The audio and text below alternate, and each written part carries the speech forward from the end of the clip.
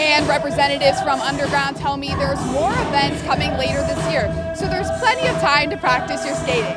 To read more about this story, scan the QR code on your screen. This parade isn't for another day, and chairs are lining the road from City Barbecue all the way down to Centerville High School. Community members are voicing their concerns over a proposed increase to AES Ohio electric rates. I'm Carly Kuriger in Dayton, where I'm hearing from customers and learning more about AES Ohio's proposed 3-year plan at a public hearing. I had the opportunity to experience this flight for myself, and now I fully understand why it's called a dream flight.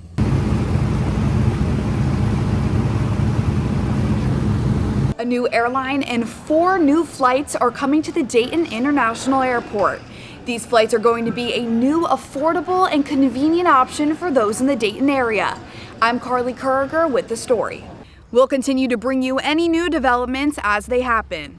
On your side in Springfield, I'm Carly Kuriger. You're looking at the aftermath of a car driving into and heavily damaging a local tattoo shop. I'm Carly Kuriger, speaking with the owner about what he calls an act of betrayal and how he's trying to pick up the pieces on his wedding day.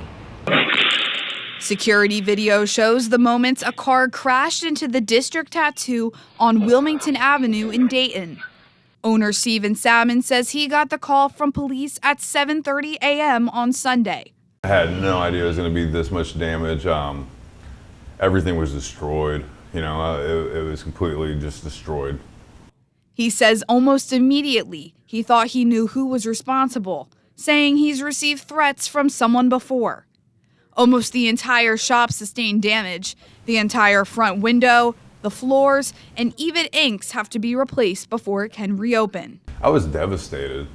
I've built this place from the absolute ground up, and everything that I've worked for and everything that I've built was just destroyed in a matter of 30 seconds. And this all happens just 5 days before Salmon's wedding, which he believes was done with intent. Yet he keeps his head up. He tells me he's running with the positives. That's one of the things I said that day. I said, I'm still getting married on Friday. He says the community has rallied together to support him, help him rebuild, and start a GoFundMe.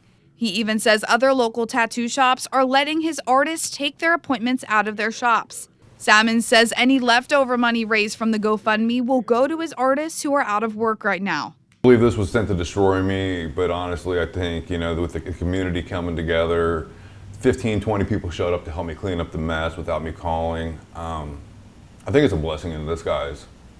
As of now, the details of this incident are still under investigation. When it does come time to reopen, Salmon says he might just rename the shop Hit and Run Tattoo. Just another way he's choosing to flip the narrative and find the positive. If you want to support the restoring of Steven's shop, scan the QR code on your screen to visit our website, Dayton 24/7 Now. We'll have the GoFundMe linked on our web article. The man accused of killing a Dayton public school student near the downtown RTA hub found guilty on all charges. I'm Carly Kuriger outside the courthouse, where it took less than an hour for the jury to reach a verdict.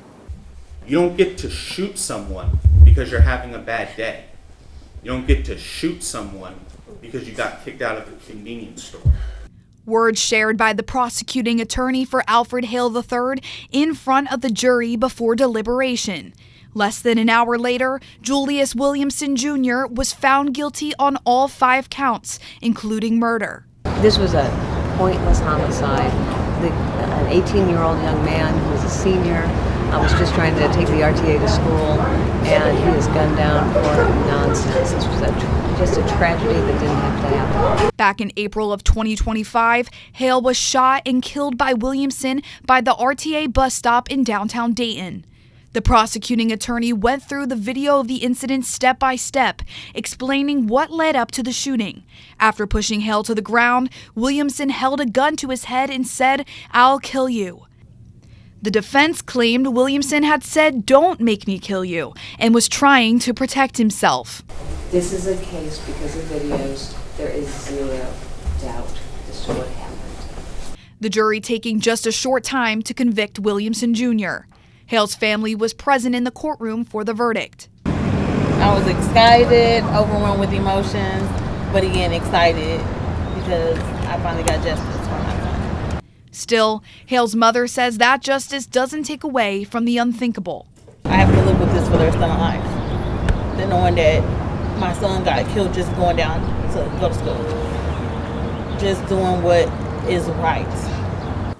Williamson Jr. is set to be sentenced on July 8th at 8:30 in the morning. We will be here and bring you updates. To read more about the case, scan the QR code on your screen to visit Dayton247now.com. Mail carriers work hard in our communities every day, but once a year, they take on a different type of delivery. For more than 30 years, the National Association of Letter Carriers has hosted Stamp Out Hunger. Communities across the country leave a bag of non-perishables by their mailbox to help fight hunger. The vice president of Gem City's NALC branch, Michael Vincel, says this day is not necessarily an easy one for mail carriers. They're picking up canned goods as they deliver, and if they're on a walking route, they're picking up heavy cans, putting it in their bag, and it gets a little heavy, tiresome, and but they do a wonderful job nationwide, and especially in Branch 182 here. Throughout the day, mail carriers make trips to their post office to drop off the bags. From there, volunteers around the community organize the food before it's sent to the food bank. I think last year we raised over 66,000 pounds of food just in our local area alone. And so now, in our 33rd year, I'm excited to see what we're going to raise. Organizers say the biggest reason this drive succeeds is the convenience. And that's all made possible thanks to our mail carriers who do the heavy lifting. You know, the food drive every year goes to our community, and you know, these carriers out there, they're the eyes and ears of their community, and they go above and beyond. Organizers at the food bank say if you see a carrier, thank them, but especially today for their special deliveries to neighbors and locals who need it most.